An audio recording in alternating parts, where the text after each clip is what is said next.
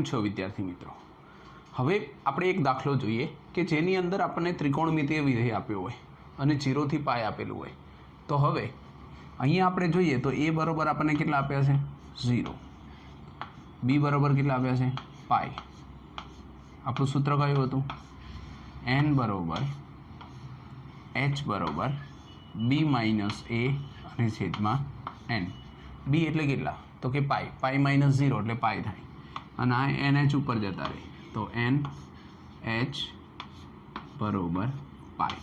આ રીતનું આપણી પાસે NH બરાબર શું આવશે? પાય આવશે. હવે આપણે આગળ જોઈએ તો આપણી પાસે અહીંયા sin x આપેલું છે, f of x. તો એની જગ્યાએ આપણે શું લઈએ? a એટલે તો 0. sin 0 બરાબર શું આવશે? 0. પછી f of a plus h લઈએ બરાબર sin 0 પ્લસ h એટલે sin h. પછી એ રીતે આગળ જઈએ f of a plus 2h તો sin a એટલે 0 તો 2h બરાબર sin 2h. આ રીતે આગળ જતા જઈશું તો છેલ્લે આવશે a plus n minus 1h કેમ કે એક h ઓછો હોય અહીંયા બરાબર sin n minus 1h. Okay, તો આપણું છેલ્લું પદ આવી ગયું 1 2 3 4 n માઇનસ 1h કેમ કે ઉપર પહેલાં એક h આપણી પાસે અહીંયા h આપણને એક ઓછો આપેલો હોય. હવે આની આ જ વસ્તુને આપણે સૂત્રમાં લખીએ તો આપણી પાસે સૂત્ર કેવું હતું? Limit of n tends to infinity h f of a plus f of a plus h plus f of a plus 2h plus f of a plus n minus 1h બરાબર. આ રીતનું આપણી પાસે પદ આવશે. હવે આની કિંમત મૂકીએ તો પહેલું પદ જ આપણી પાસે 0 છે.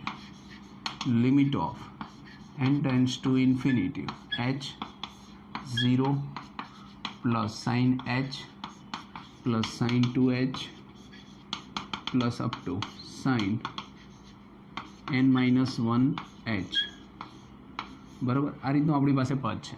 હવે યાદ કરો આવું કંઈક સૂત્ર હોય sin h sin 2h sin 3h sin 4h તો આપણે એક સૂત્ર લખ્યું હતું. કયું સૂત્ર હતું?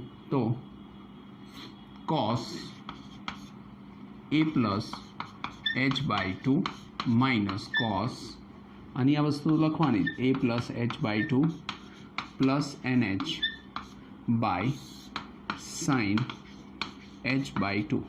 આવું આપણી પાસે એક સૂત્ર હતું.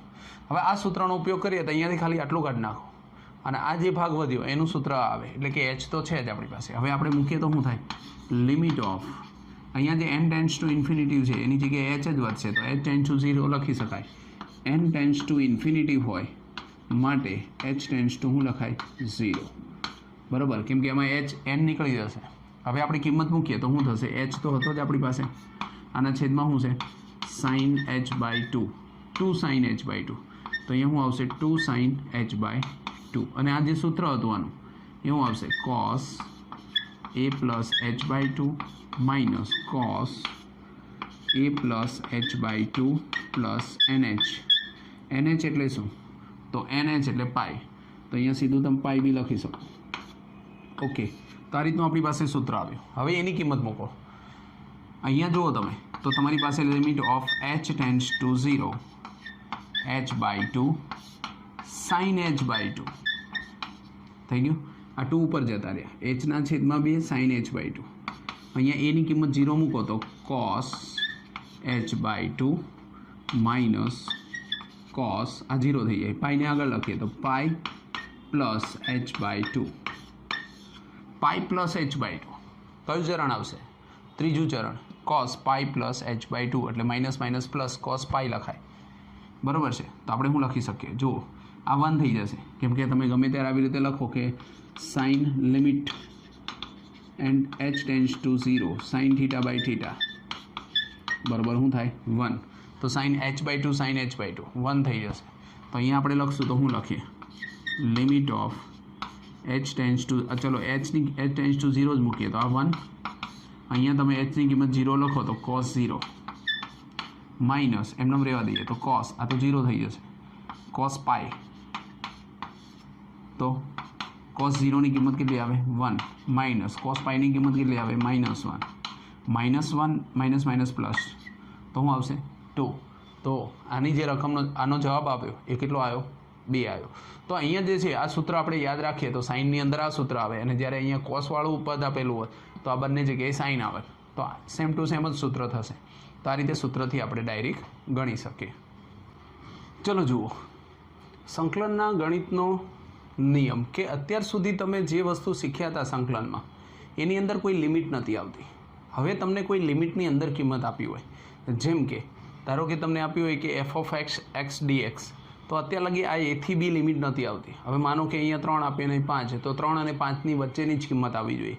આવી લિમિટ બાંધીને આપી હોય એટલે કે તમને જ્યારે કોઈ પણ આલેખ આપેલો હોય કે y બરાબર fx, આ કોઈ ઢાળ આપેલો હોય, હવે તમે એનું સંકલન કરો તો એ જે કિંમત આવે એને તમને અમુક લિમિટ આપી હોય, તો એ લિમિટની વચ્ચે જ તમારે શોધવાની હોય. બરાબર છે.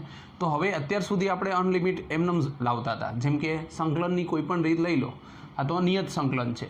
જ્યારે સંકલનની અંદર તમને આવી કોઈ લિમિટ ન આપી હોય, જ્યારે આની અંદર તમને લિમિટ આપી હોય, જો વિધેય f એ a થી b પર સતત હોય, એટલે કોઈ બે કિંમતની વચ્ચે જ સતત હોય અને ax એ તેને સંગત ક્ષેત્રફળ આવતું હોય, એટલે કે આટલો ભાગ છે એ x છે, એટલે કે જો આ ક્ષેત્રફળ આવતું હોય તો a'(x) બરાબર fx એ થી બીની વચ્ચે જ હોય. બરાબર, એટલે કે તમને આવું આપ્યું હોય a થી b fx dx. આનું જો તમે સંકલન કરો તો સંકલન ઓફ fx, આ કેપિટલ Fને સંકલન કહેવાય.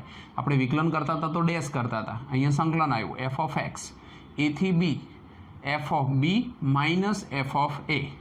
બરાબર, કે અહીંયા પહેલાં બીની કિંમત મૂકો, વચ્ચે માઇનસ મૂકો અને પછી એની કિંમત મૂકો. એટલે તમે જે સંકલન લાવો છો એની અંદર અત્યાર સુધી જે દાખલા ગણતા હતા એમ જ ગણવાનું, પણ છેલ્લે જવાબની અંદર જે લિમિટ હોય ઉપરની લિમિટ બરાબર પહેલાં મૂકવાની, વચ્ચે માઇનસ કરવાનું, પછી નીચેની લિમિટ મૂકવાની.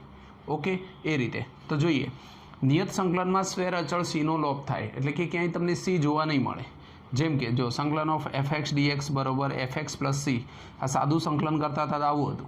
હવે નિયત સંકલનમાં કેવું હોય કે a થી b તમને લિમિટ આપી છે fxc, f of x plus c a થી b, માનો કે કોઈ કિંમત આપી હોય તો તમે પહેલાં b મૂકો તો શું થાય f of b plus c minus f of a minus c, તો c ઉડી જશે, તો f of b minus f of a. બરાબર, એટલે કે c આવશે નહીં, એટલે કે નિયત સંકલનમાં અચળાંક c ની જરૂર નથી. બરાબર, હવે ઘણીવાર કેવું હોય કે તમને આ જે a અને b ની લિમિટ આપી છે એમાં a નીચેની જે લિમિટ છે અપર લિમિટ એ હંમેશા કેવી હોય નાની હોય, અને ઉધ્વ સીમા અને અધઃ સીમા કહેવાય. આ અધઃ સીમા છે અને આ ઉધ્વ સીમા છે, એટલે કે ઉપરની લિમિટ અને નીચેની લિમિટ. તો નીચેની લિમિટ હોય એ હંમેશા નાની આપી હોય, પણ ઘણીવાર એવું હોય કે માનો કે અહીંયા 3 આપ્યા છે, અહીંયા 5 આપ્યા છે અને અહીંયા 3 આપ્યા છે, તો આવી રીતે ઊંધો આપ્યો હોય તો જે મોટી લિમિટ હોય એને ઉપર લઈ જવી પડે અને નાની. પણ જ્યારે તમે લિમિટ ચેન્જ કરો તો આગળ શેની નિશાની આવે માઇનસની. બરાબર, હવે એ જ રીતે આપણે આગળ જઈએ તો જો a બરાબર b હોય તો બંને લિમિટ સરખી હોય, a થી b, માનો કે અહીંયા 5 હોય અને અહીંયા 5 હોય તો f ઓફ 5 માઇનસ 5 મૂકો તો 0 જ આવે. તમે બંને લિમિટ મૂકવા જાઓ તો અહીંયા 5 આવે અને અહીંયા 5, 5માંથી 5 જાય તો 0. ઓકે, બરાબર. તો આ અમુક નિયમો આપણે યાદ રાખીએ અને આગળ 7.9 આપણે ગણીએ. ચલો જુઓ સ્વાધ્યાય 7.9ની અંદર 1 થી 20 દાખલા આપ્યા છે. નિયત સંકલનની કિંમત મેળવો, એટલે કે આપણે કિંમત મેળવવાની. એમાં પહેલો દાખલો છે -1 થી 1 કૌંસમાં x પ્લસ 1 dx. હવે આપણે જેમ સંકલન કરતા હતા એ રીતે જ આપણે સંકલન કરવાનું, પણ ખાલી ઉપર શું મૂકવાનું લિમિટ મૂકવાની. જેમ કે આનું સંકલન આપણે કરીએ તો શું આવશે xનું શું થશે તો કે x²/2 અને ખાલી 1 હોય તો શું થઈ જાય x. આટલે લગી તો આપણે કરતા જ પણ પ્લસ c લખતા હતા, આમાં એ નહીં લખવાનું, અહીંયા લિમિટ મૂકવાની -1 થી 1. હવે ઉપરની લિમિટ પહેલાં મૂકો તો ઉપરની લિમિટ એટલે 1, xની જગ્યાએ 1 મૂકવાનું, 1/2 પ્લસ 1 માઇનસ, હવે આ નીચેની લિમિટ xની જગ્યાએ મૂકવાની તો શું આવશે -1ની xની જગ્યાએ -1 મૂકો તો -1² પ્લસ -1.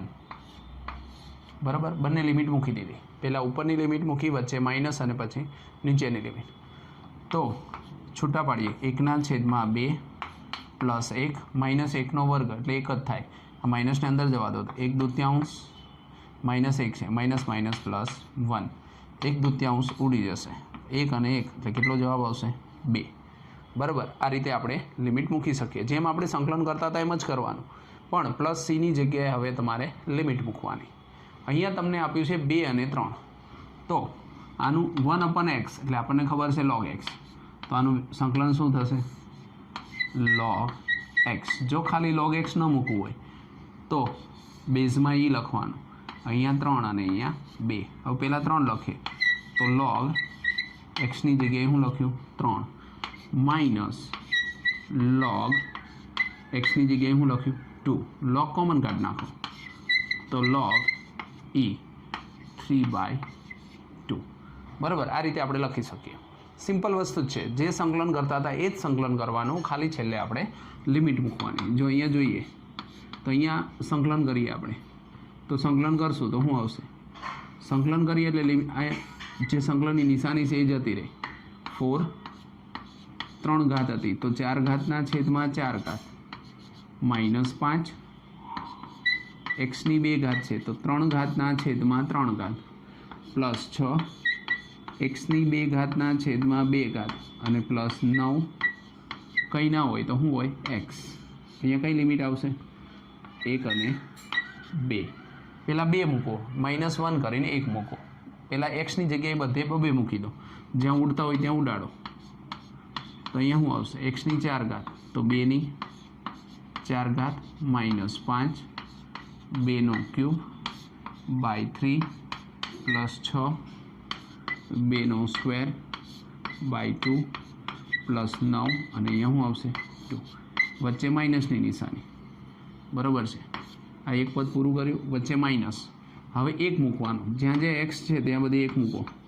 1ના છેદમાં આ 4 ઉડી ગયા, 1ની 4 ઘાત એટલે 1 માઇનસ 5, અહીં 1 મૂકો એટલે છેદમાં 3 પ્લસ 6, બાજુમાં 1 મૂકો છેદમાં 2 પ્લસ 9 એકા 9. હવે આનું વિસ્તરણ કરીને જે બાદબાકી થતી હોય આપણે કરવાની. 2ની 4 ઘાત કેટલા આવશે? 16. આની નીચે કંઈ છે નહીં તો 1 માઇનસ 2ની 3 ઘાત એટલે કેટલા થશે? 8. 8 પંજાને 40, છેદમાં કેટલા આવશે? 3. અહીંયા કેટલા છે? 2. 2ને ઉડાડ દો તો 2 તરી 6, 2નો વર્ગ એટલે 4, 4 તરી કેટલા આવશે? 12, છેદમાં કંઈ આવ્યું નહીં. 9 દૂને 18, છેદમાં કંઈ આવ્યું નહીં. બરાબર. આવું આપણી પાસે આવ્યું. માઇનસ અહીંયા જોઈ લો, 9 ને 1 10, માઇનસ 5ના છેદમાં 3 પ્લસ 3ના છેદમાં 1. ઓકે. તો બધાની નીચે 3નો લસા આવે, જોઈ લો. નહીંતર જો તમે હજી આની અંદર જેટલા એમનેમ પદ છે એ બધાને અલગ અલગ લખો તો જો 16, 12, 18, 10 અને 3. બરાબર. અને બાકીના 2 પદ છે 40ના છેદમાં 3 ને 45, એને અલગ લખો તો આવું થાય. જો 16 આને અલગ રહેવા દો, પ્લસ 12, 18 ટોટલ મારો તો 30. વચ્ચે છે એની નિશાની માઇનસની. અહીં માઇનસ 10 થશે ને 3 એટલે 13. 13 એટલે કેટલા થશે? -13. હવે શું વધ્યું? માઇનસ 40ના છેદમાં 3, માઇનસ અંદર જાય, માઇનસ માઇનસ પ્લસ કેટલા આવશે? 3. હવે તમે જોઈ શકો અહીંયા 16માંથી 13 જાય તો 3 વધે, 30 એટલે 33.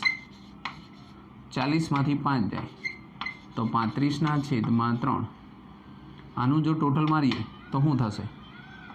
આનું ટોટલ મારીએ તો 3 તરી 9, 3 તરી 9 માઇનસ 35ના છેદમાં 3. 9માંથી 5 જાય તો 4, 9માંથી 3 જાય તો 6 અને છેદમાં કેટલા વધશે? 3. તો 64ના છેદમાં 3 આવો આપણો જવાબ આવી શકે. ચલો જુઓ દાખલા નંબર 4. 0 થી π/4 sin 2x. sin 2xનું આપણે સંકલન કરીએ તો sin 2xનું સંકલન શું થઈ જાય? સાઇનનું માઇનસ cos 2x અને આ 2xનું બાય 2. આપણી પાસે લિમિટ કઈ છે? 0 થી π/4. હવે આ બંને કિંમત અહીં મૂકવાની, મૂકો π/4. માઇનસ cos 2 એક્સની જગ્યાએ મૂકવાનું π/4 બાય 2 માઇનસ cos 2 0 બાય 2 બરાબર છે. હવે આને જો તમે ઉડાડો છો તો આ π/2 થઈ જાય, પણ cos π/2 તો 0 હોય. માઇનસ માઇનસ પ્લસ કેટલા વધશે? cos 2 0 એટલે 0. cos 0 તો 1 હોય, 1/2. તો આપણો આન્સર કેટલો આવશે? 1/2. બરાબર. તો આ રીતે આપણે ખાલી સંકલન કરવાનું છે અને કિંમત મૂકવાની છે. હવે ફરી cos 2x નું જોઈએ તો આનું સંકલન કરીએ તો cos 2x એટલે sin 2x બાય 2 0 થી π/2 કિંમત મૂકો. પહેલાં π/2 મૂકીએ તો શું આવશે? sin 2 π/2 by 2 minus sin 2 0 by 2. Okay, આ 2 ઉડી જાય તો sin π તો 0 થાય, કેમ કે sin 0 અને π બંને 0 થાય. બરાબર છે. અહીંયા 0 હોય તો અહીંયા π હોય, તો શું લખશો?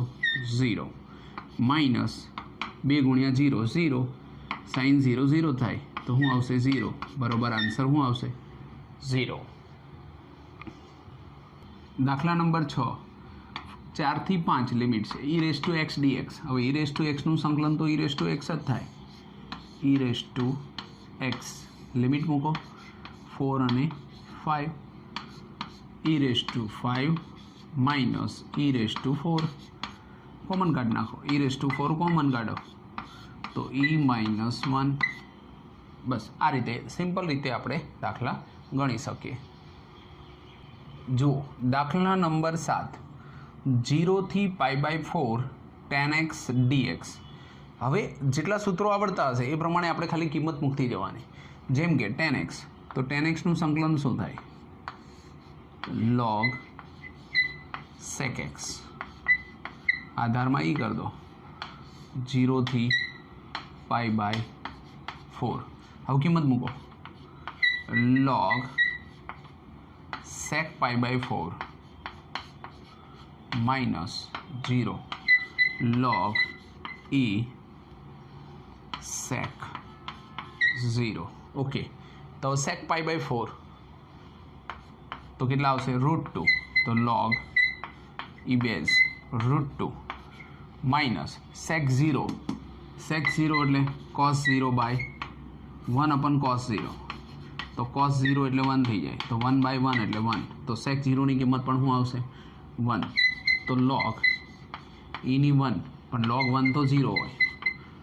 log 1 = 0. તો આ તો 0 થઈ ગયું. તો વધ્યું હું log e √2. તો √2 ને દૂર કરવા પડે તો 2 ની 1/2 ઘાત થાય. તો લોગનો એવો નિયમ છે કે જે ઘાત હોય એ આગળ આવતી રહે.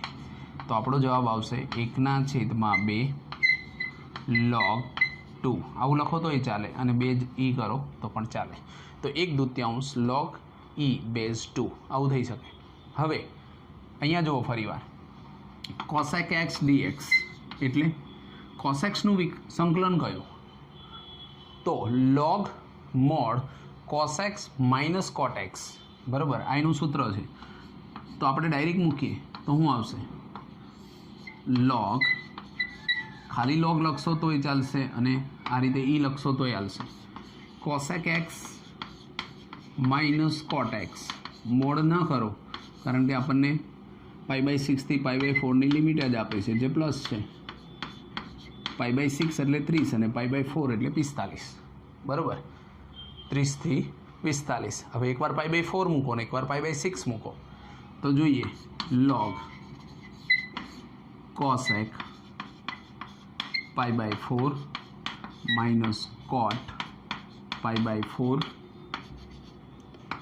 Minus log e base cosec π/6 minus cot π/6, એટલે કે બંનેની 30ની કિંમત જુઓ, અને અહીંયા 45ની જુઓ તો આપણે જોઈ શકીએ કે log e કોસેક 45 કોસેક 45 એટલે સાઇન 45ની ઊંધી કિંમત એટલે કે 1/√2 હોય તો કોસેક 45ની કિંમત આવે √2 અને tan 45 1 હોય તો cot 45 એ 1 જ થાય માઇનસ log કોસેક π/6 એટલે 30 કોસેક 30 તો સાઇન 30ની કિંમત થાય 1/2 તો આની કિંમત કેટલી થતી હોય તો કે 2 થાય માઇનસ cot 30 તો સાઇન 30 પેલા cot 30 છે તો આપણે જોઈએ તો tan 30ની કિંમત કેટલી તો કે 1/√3 તો એનું ઊંધું કરશો તો શું આવશે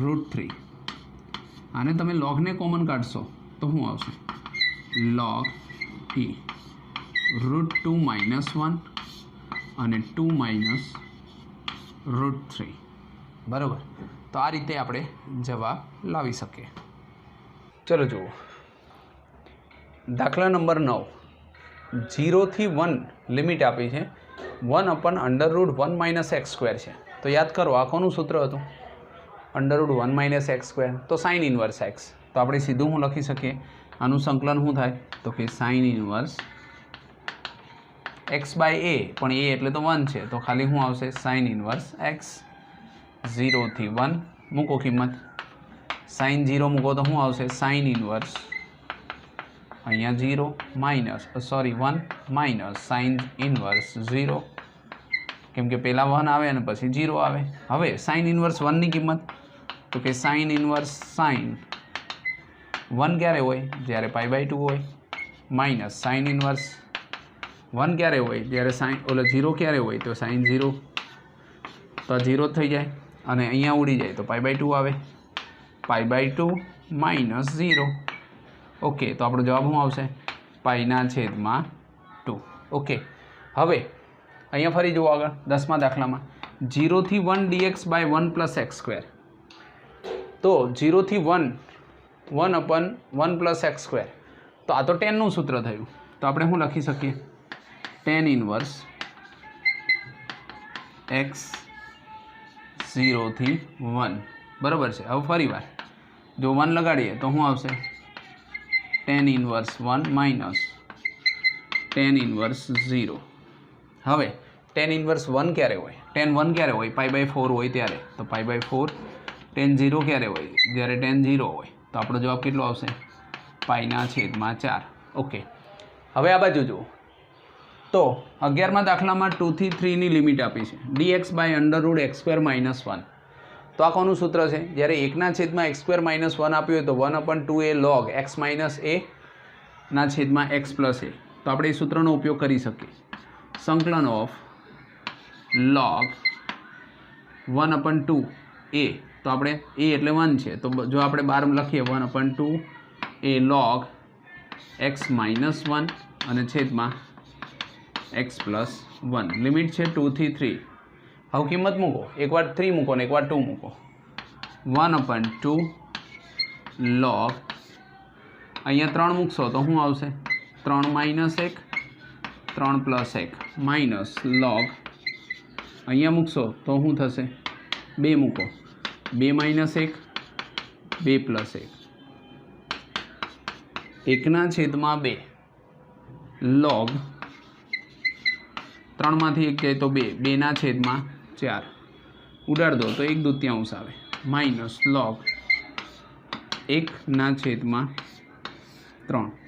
હવે આમાંથી જો તમે લોગને કોમન કાઢી નાખો તો બાદબાકી છે એટલે 1/2/1/3 3 ઉપર જતા રહે 2 નીચે આવે તો આપણો જવાબ કેટલો આવશે 1/2 log 3/2